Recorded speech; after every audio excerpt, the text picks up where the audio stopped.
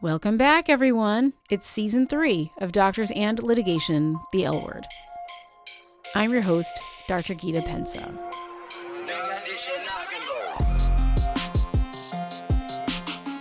All right, everybody, I'm really excited about a new season. And for our new listeners, just a quick reminder, start with Season 1. That's where you're going to find all the essential foundational information, all the core things that every doctor and really every clinician should understand about malpractice litigation. And then once you've got that down, feel free to jump around, but Season 1 is going to give you that grounding that makes everything else make sense. Now, new season, new updates. Real quick, I want to talk about the LEAP program, which stands for Litigation, Education, and Performance. So I talked a bit about it last season. We had our first cohort course in the spring, which was an amazing learning experience for the enrollees and also for me. And I'm going to be making some changes to format, which I'll explain momentarily. But to catch everybody up, I now offer 2 LEAP courses. And the first is LEAP for Clinicians, which is a 16-hour 12-module program, which is now certified for AMA Category 1 CME CNE credit. So it's a CME course that teaches you about litigation. It covers both the mindset and skill set that all clinicians need to understand in their role as defendants and how to manage fear and anger and how to stay connected to the good human being inside the lawsuit. And this is for anybody that wants to learn about litigation. You don't need to be being sued at the moment. As a matter of fact, I prefer that you weren't. I think this is information that you need before you are ever named in a lawsuit. This is the information that we should have learned in school, but we did not. I have a second course that I'll just mention. It's called Defense LEAP, which is a shorter 6-hour version of the course, which is designed for defense attorneys, risk managers, and insurers to offer their clients early in the litigation process. And it complements their legal preparation by teaching clinicians how to think clearly and self-coach and collaborate effectively with their defense teams. And I'm really thrilled to share that Defense LEAP is now licensed by a growing number of major insurance companies and self-insured hospital systems. And the awesome thing about this is that they're offering it to every single new defendant, not just high risk or high value cases. So every single clinician is going to start with the same foundation when they enter into litigation. This is what gets everybody into the right mindset and understanding and takes them out of isolation and fear. And I'm really excited about it. From one large insurer, they had internal survey data that showed that of the more than 120 physicians who took the course and completed the survey, 100%, literally every single one of them reported finding it useful. So that to me is incredibly encouraging. I'm really excited to see where this goes next. Okay, so that's Defense LEAP. Now, back to LEAP for Clinicians. As I mentioned, this spring we had our first cohort-based LEAP for Clinicians course, and it had live Q&A and webinars and all that stuff, and the feedback was really wonderful. So thank you to everybody who took it. And for this course as well, 100% of participants who completed the survey said that the course helped them begin to address their fear and anxiety around litigation, and that they felt more confident and at ease with the process. So to me, I think we're on to something here. I think that we all need both education and a real shift in the way that we think about litigation. And I'm really hopeful that we can change the whole culture that we have in medicine around litigation with these sorts of techniques. Now, there was one consistent critique, and that was that people wanted the flexibility to move at their own pace. They wanted to binge or pause or take a break or revisit when they wanted. They did not want to go on this weekly cohort schedule. And so I listened. So now, LEAP for Clinicians is available as a standalone self-paced course. And you can begin anytime at doctorsandlitigation.com. You can go to the LEAP section, and I will put the link in the show notes. And for our podcast listeners who are getting up to speed with Season 3, here is a thank you. Use the code LEAP100. That's LEAP number 100, LEAP 100, for $100 off the base price if you act through December 1st, 2025. You'll get 16 hours of Category 1 CME credit. Yes, you can use your professional funds, and more importantly, you're going to get the knowledge and tools to navigate litigation with confidence and clarity at really any learning stage, whether you've been through this or going through this, or you're just anticipating it happening sometime. And, if you know someone else who could use this, then feel free to share this episode and that code with them. And I think they'll thank you for it.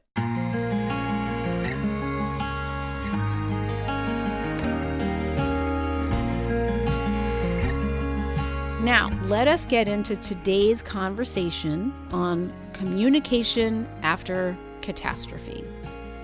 It is truly imperative for us, for our patients, for their families, to provide clear, compassionate communication after an unanticipated, terrible medical outcome. The way that we talk with patients and families in those moments can shape everything. It can shape their trust, their healing, and even whether litigation enters the picture or not. But most of us have never been taught how to have these crucial conversations. And as a matter of fact, you'll find out that maybe some of the things that we were taught that felt counterintuitive, that are now our second nature, maybe really aren't the best way to approach these. So today I'm joined by Dr. Anthony Orsini, neonatologist and intensivist, author of It's All in the Delivery, Improving Healthcare Starting with a Single Conversation. He's host of the podcast Difficult Conversations, Lessons I Learned as an ICU Physician, and he's the founder of the Orsini Way, which is a company that provides communication training to healthcare and business professionals. Dr. Orsini has spent 25 years refining techniques for building trust and communicating with empathy in healthcare, business, and beyond. So let us get started with this lovely conversation with Dr. Orsini.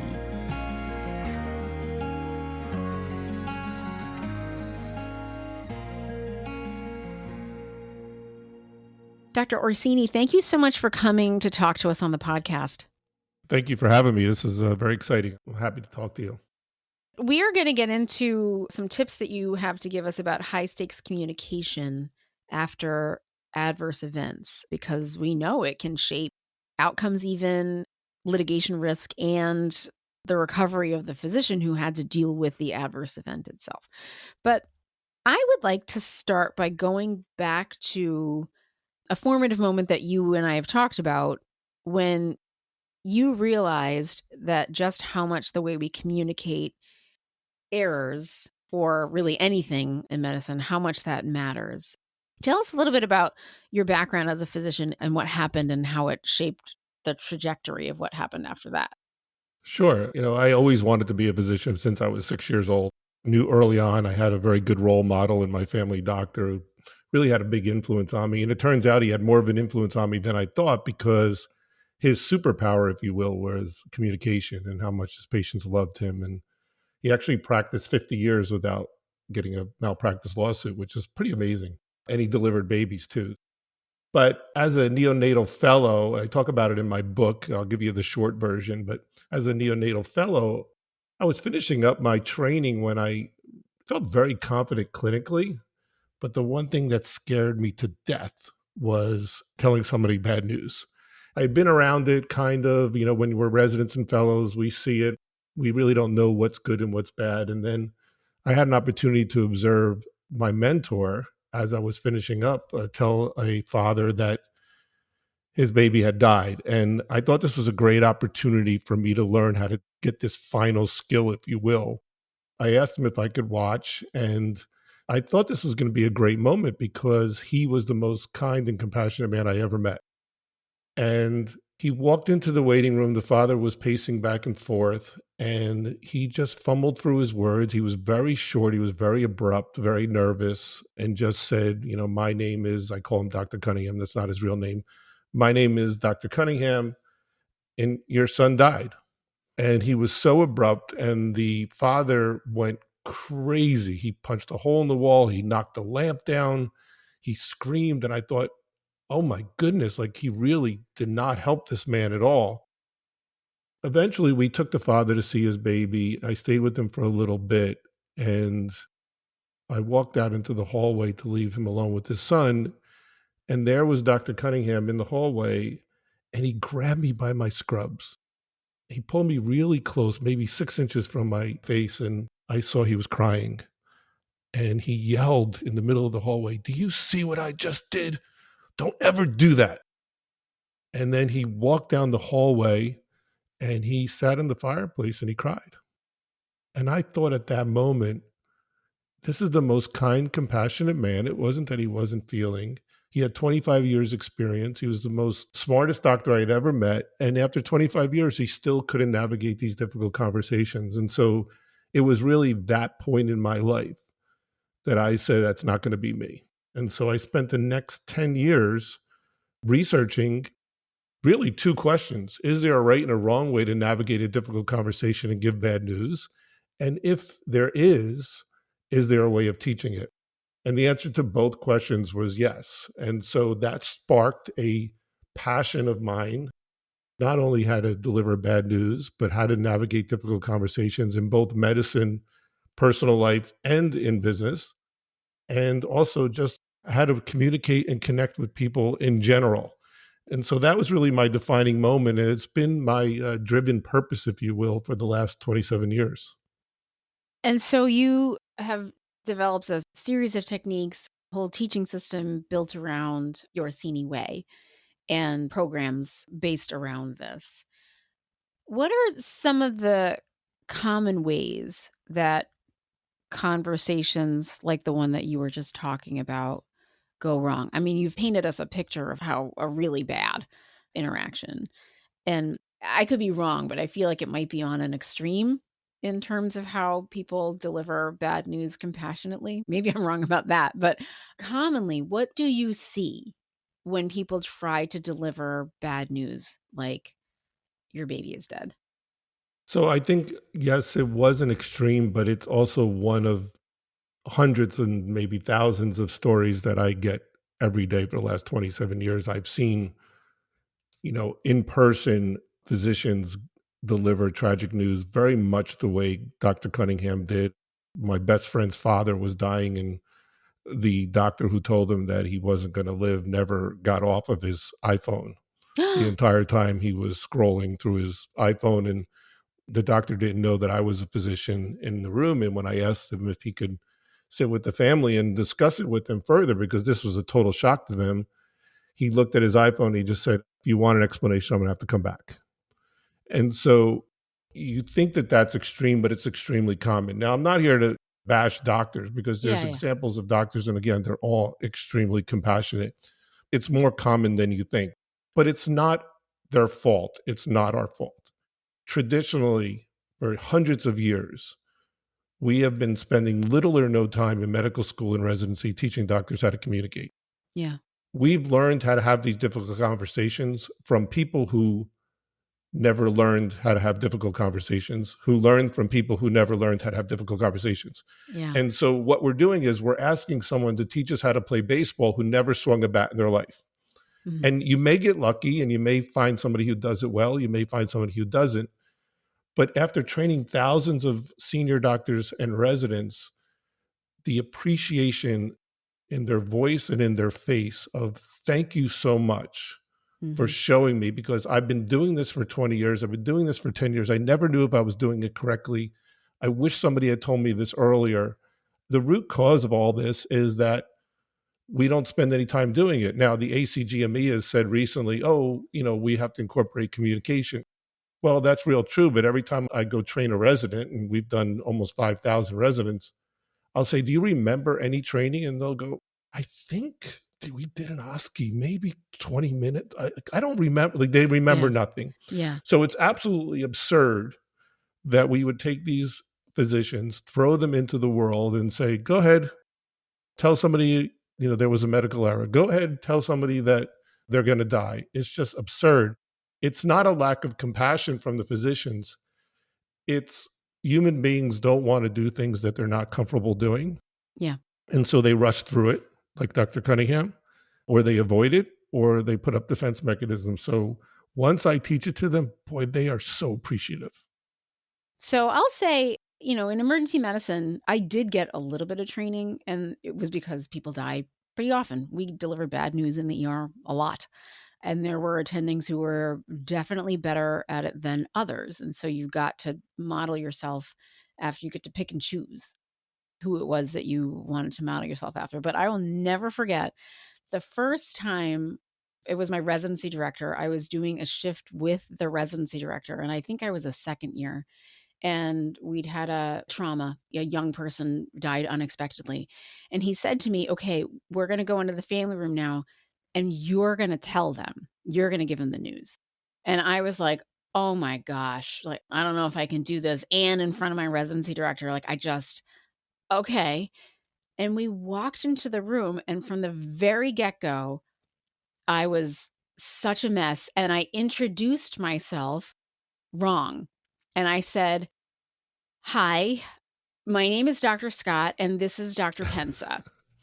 We just stood there for a second, and he just leaned over and just said, I'm Dr. Scott, you're Dr. Pensa. That's funny. And so obviously things got off on a really bad foot. I don't even know what I said after that. I stumbled my way through it. It's terrible because there was this like almost comical moment in the beginning, but it was horrifying because I'm just about to tell this family that their son is dead. And so, I mean, there was a little bit of, I guess, being thrown to the wolves. I only remember that event happened because I did something so stupid. It is terrifying. I think it is terrifying when you haven't been prepared at all. Or I think in other specialties, particularly where you don't do it that often, it has got to be really traumatic. And then for us, obviously, error disclosure, that kind of stuff, they're all very hard conversations because they are laced with fear. And I think for our purposes today, since we're talking about litigation, and certainly the conversation someone has with a patient after an adverse event, particularly an unexpected adverse event in which there could or could not have been some degree of error or just unanticipation of the thing that was happening. Can we talk a little bit about these conversations? These are very hard conversations. What do you teach people about this? Not to bypass your program, but what can you tell us about how to think about these conversations? I'd like to step back just a second on something else that you said before. So you said how terrified you were. So if you think about how absurd that is, if I had a 20-minute lecture on appendectomies and then you asked me to do an appendectomy, I would be scared out of my you-know-what. Mm-hmm. And that's basically what we're doing, and that's why they're scared. It ties into litigation very well. I know of at least, we do 2 hospitals every year that we train their young doctors on how to communicate. 2 of the hospitals that we do as a result of a lawsuit where the communication was so bad that as part of the settlement was that the family wanted their doctors to be trained in communication. You know, we had one where wow. a senior physician who wasn't comfortable telling a family that grandpa died sent out the intern, and the intern did it so poorly. So it ties into litigation that, you know, also that communication and litigation go hand in hand. I think 81% of all malpractice lawsuits name bad communication as part of the reasons why they've sued. So learning these communication skills in general, patient experience, et cetera, can really help you avoid the malpractice lawsuit in the first place. And that's, I do a lot of keynotes about that. But as far as, I'm trying to remember the question of medical disclosure, right? Yeah. How do we navigate a conversation, a really hard conversation where it's about error or about disclosing something, not just the hard, your baby died, but your baby died and something unanticipated happened that I've got to tell you about? Yeah, so it starts with understanding the way human beings communicate and connect. So you have to have a good understanding of that first before you could have any either easy conversation or difficult conversation. Understanding nonverbal language, understanding that within a few seconds of the time you walk into a room, people are already trying to decide, is this going to be a good conversation, is going to be a bad conversation. Understanding that if your verbal and your nonverbal language aren't consistent, that it's going to create anger. So you first have to learn with a basic understanding of how to connect with people.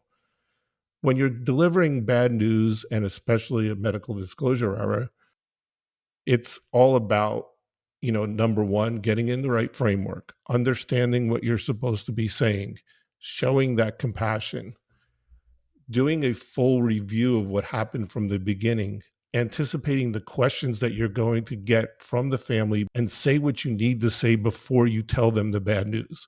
We know that once you give that bad news, they're only going to remember 10% afterwards.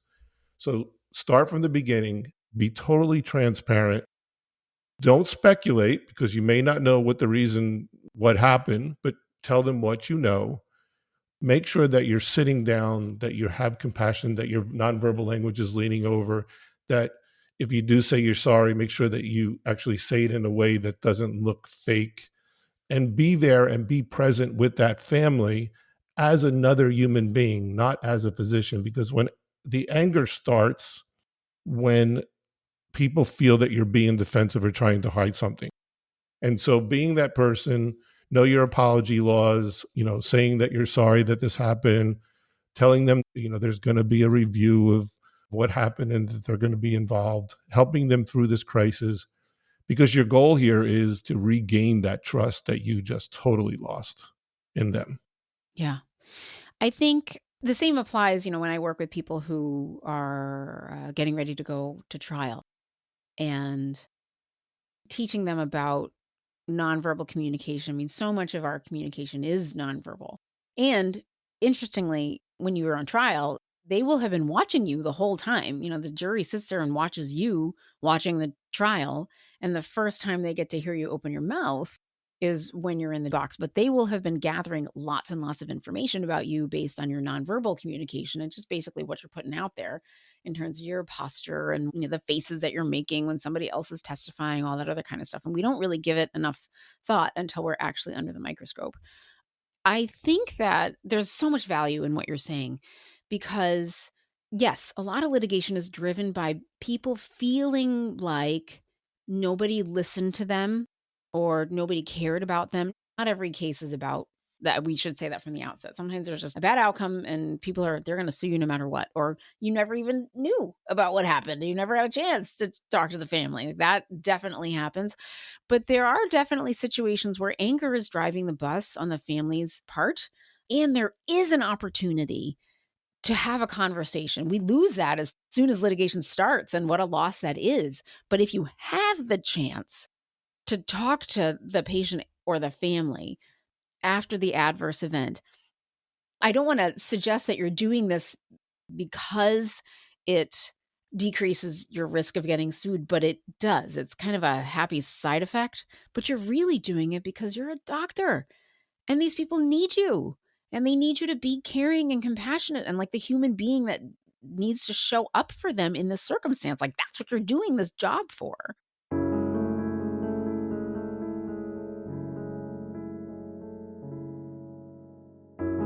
Take us through a little bit, if you can, in terms of if I were to come to you and say, I have to give this news to somebody. I have to tell them we're going to stick with your baby died. I have to tell these people this. What would you advise me to do in terms of like, okay, you said come in and sit down. Do I look at them? Do I lean forward? How do I set myself up in a posture of compassion? Great question. So understanding the way humans connect, and we have an acronym that we use called program, and I won't go over that for time's sake, the whole thing, but understanding the first thing you want to do is have a plan. So you either have your pre-disclosure meeting with your risk manager, find out what the details are, et cetera. And by the way, what you said before was dead on. That's why the CMS now is saying that the physician should be the one to disclose the medical errors, because in the past, it was the risk manager or someone from corporate or the attorney. And what did the family say? Where's the doctor? And why isn't he or she here? Of course. Yeah. And so it has to be the doctor.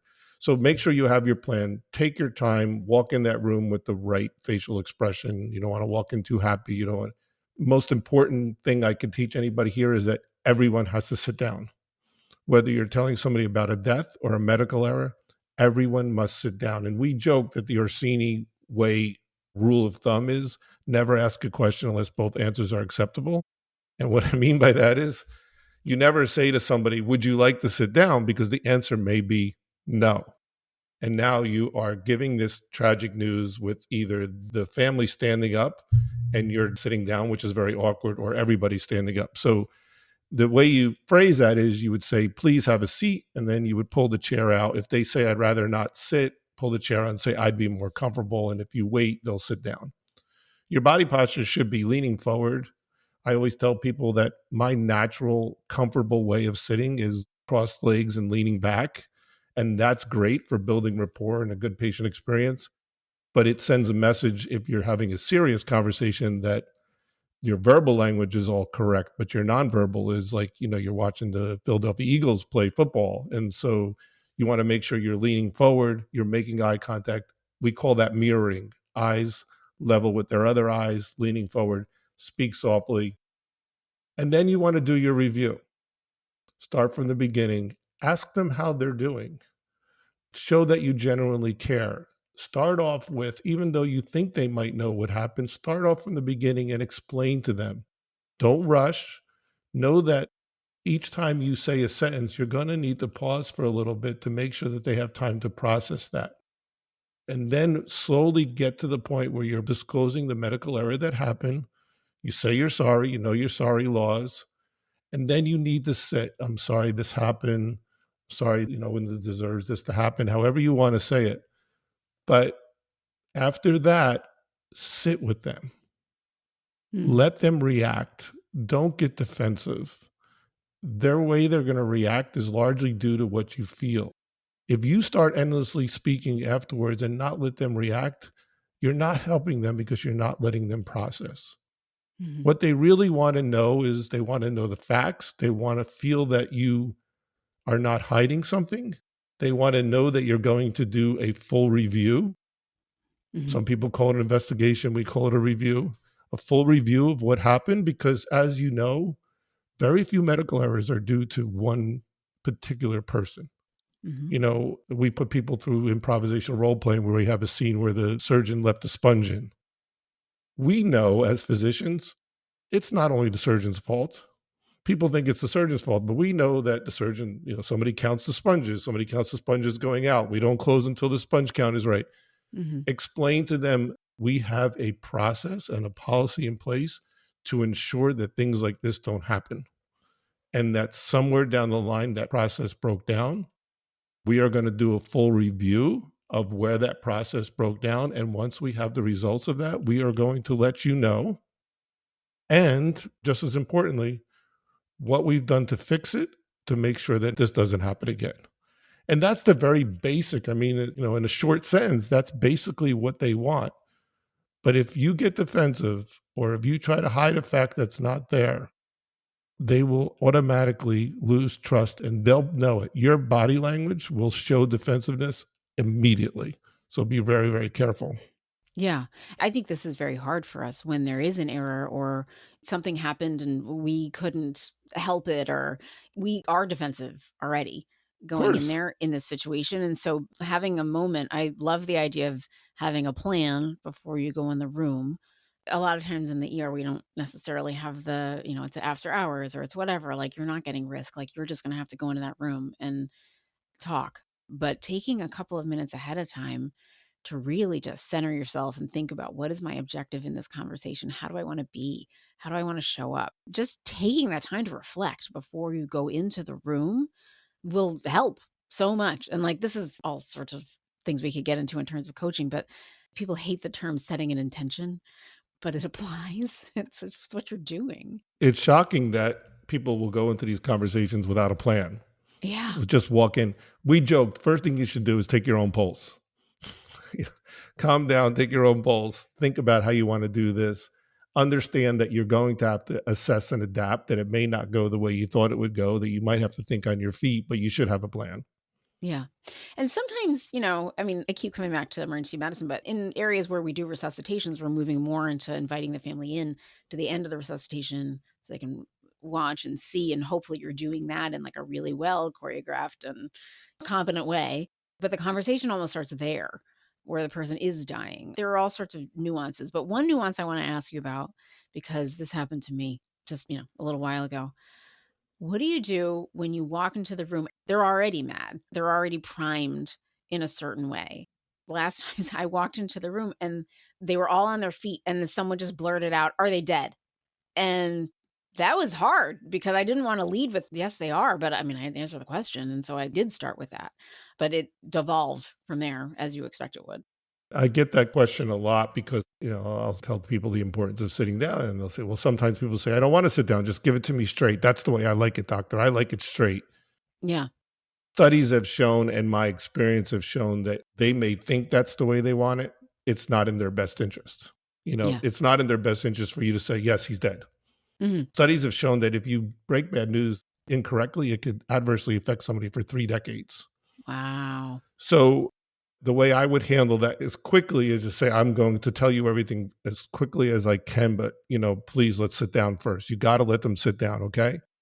Because there's a lot of reasons sitting there. Number one, what you're trying to do is let them brace themselves for that moment. And by the way, never, ever, ever say, I have bad news, Mm-hmm. which is what they're teaching in medical school. The old teaching from Spikes is prepare somebody for bad news by saying, I have bad news. Mm-hmm. When a doctor says she has bad news, Yeah. that is the bad news. That is the bad news. We're not talking you didn't get concert tickets, the game sold out. By having them sit down or insist that they sit down will already help them brace themselves. And then your review, you're not going to go over the whole, if they're the people that say, I just want to know, you can just give 1 or 2 sentences. I'm sorry, he came in, his heart had stopped, and we did everything we could to resuscitate him, but I'm so sorry that he passed. I did do that. Good. Or I had like a sentence beforehand. I didn't just be like, yeah, he's dead. You always have to have 1 or 2 sentences beforehand at the minimum, but it is very hard when someone's in your face saying, just tell me I don't want to sit down. Just put your hand on your heart and just say, I would just be more comfortable if we could all sit down, please. And then just hold the chair out and they'll sit down, especially if they're in a hurry. Oh, I like the hand on the heart thing. Another thing that I struggle with is I like to reach out and like touch people's hands or something like that, but I don't know if anybody wants to be touched or, there's a whole school in medicine of like, you're really not supposed to show your compassion that way by touch, right? It's a weird thing to navigate. Totally misinformation, by the way. I think absolutely so. not I think true. People want, like, what would you want? I mean, not everybody's the same, and certainly people have sensitivities about being touched. So it's hard if you don't know the people to know what to do. But sometimes you get a sense that somebody does want you to touch their hand or to put their hand on your shoulder. So in our experience, number one, unless there's an obvious cultural issue, right? So, there's certain cultures like Hasidic Jews, like a man absolutely is not going to put his hand on the shoulder of a woman, things like that. Yeah. But if there's no obvious cultural issues in our experience, and we get this question all the time, 9 out of 10 times the person does want to be touched. If they don't want to be touched, when you put your hand on their shoulder, you will feel a little nudge back. It'll just be a very, very subtle. The only time you can really get this wrong is the person pulls back and you follow them and insist. So generally speaking, your instincts are going to be correct. If you feel that it's a good moment to touch, it generally is. Okay. All right, good. That's actually really helpful advice. So many good tips so far that I feel like I can sort of change or not feel so bad about doing what seems to come naturally. Tell us what you think about crying, because I get this a lot. I mean, I am a crier, but I try not to I really try. Obviously, you don't want this to become about you, but the eyes get a little wet. These things are tragic. And I have gotten the sense, and it's very difficult teaching residents about this because I think there's this dictum that you're not supposed to do that. But I feel like it shows the people that you really do care. I mean, obviously you don't want crazy waterworks, but is that okay? 100%. And I can tell you one quick story about it. This came up during our interviews. I mean, my research over those 10 years was mostly interviewing, over 100 people and asking them about the time their life changed forever. The appreciation that someone feels when the doctor is crying them is immense. Mm. I tell the doctors, obviously, we're not going to roll on the floor and scream and cry, and be theatrical. But a quick story, I work with a woman, she's an instructor for me, and she's not a physician. She lost a baby. It was actually due to a medical error. Oh, boy. Her baby suffered hypoxic ischemic encephalopathy, and she had to make the very difficult decision whether to remove support for her newborn baby, and maybe at about 5 days of life. She's on my podcast. You can listen. Her name is Noelle Moore. The first doctor came in, stood up, and she said, she was the neurologist, and she said, there's no brainwave activity, and we recommend that we, remove support. And Noelle threw her out of the room and cursed at her. The next day, another physician came in, and she describes it beautifully. She said he kneeled down, He put his hand on my shoulder. He talked about my daughter as if she was a person. And he said, it's the best thing to do is to let her go.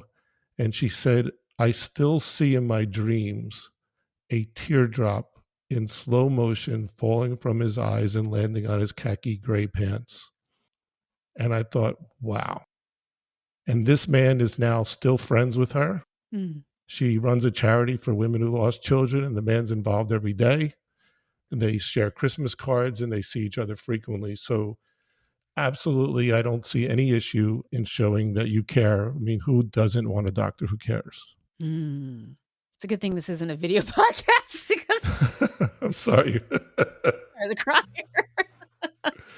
I mean, a slow motion tear. I mean, that is such a great way of describing it. Right. I mean, all of us want to be the person that we would need in a similar moment. You know, like, how do you show up to be that person? But we don't all have that intuition. And I think medicine has done us a disservice by teaching us that who we want to be instinctively sometimes is not what a good doctor is supposed to do. And you know when that started, Gita, believe it or not, historically, 1923. What? So 1923, William Osler, the famous physician, gave the commencement speech at Johns Hopkins. And I'm paraphrasing the quote, but basically he said to the graduating class, only when you detach all your feelings can you be a good doctor. Oh. And that is the historical moment where we started to teach doctors that they cannot feel if they want to be a good doctor. We know now that by not feeling, it not only is detrimental to the patient, but it's detrimental to us. Mm-hmm. And that starts with the burnout and the moral injury. That's a whole other topic. But yep, 1923 is when that whole thing started. Oh, I had no idea. It's interesting because medicine teaches you in many ways. I feel like there's one way of being a good doctor, and we get indoctrinated into like, this is how you do it. This is how you do it. This is how you do it. And sometimes it isn't how you feel like you ought to be doing it.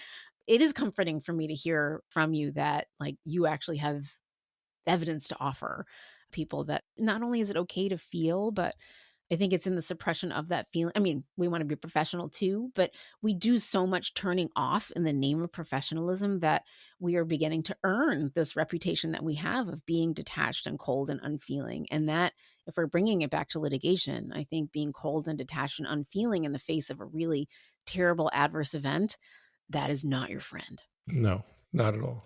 And then what you're going to have to do is turn some of that back on in the witness stand. But it would be far better if given the chance, not everyone has the chance, but given the chance to be able to have a true human, caring, compassionate interaction with this family where they see that you see them. That is an opportunity that should not be wasted for your own soul, but also for the fact that it does change the trajectory for everybody thereafter. Well said. Well, this has been, I think, marvelous. Thank you so much for coming to talk to Thank us you for about having me. these important things and making me cry in the process. Any last words? What sort of final message would you have for the doctors and other clinicians who are listening about the importance of communication in these scenarios? My final words would be, this is a skill and a procedure, just like doing a spinal tap or learning how to do an appendectomy.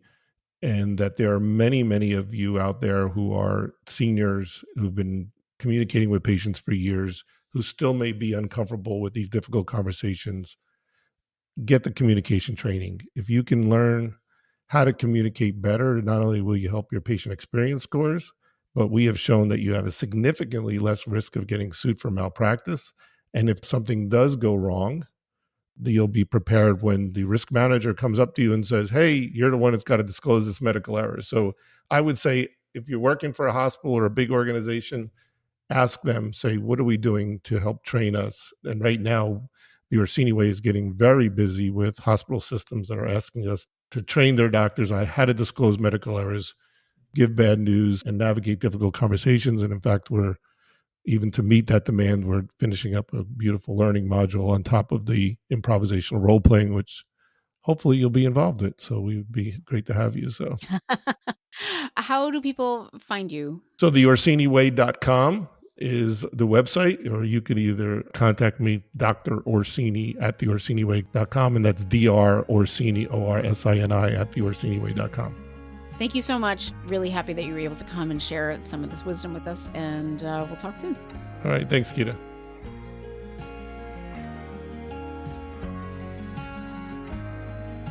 Thanks again to Dr. Orsini for helping us kick off season 3 of this podcast. You can find out more about him at theorsiniway.com. We'll put a link in the show notes.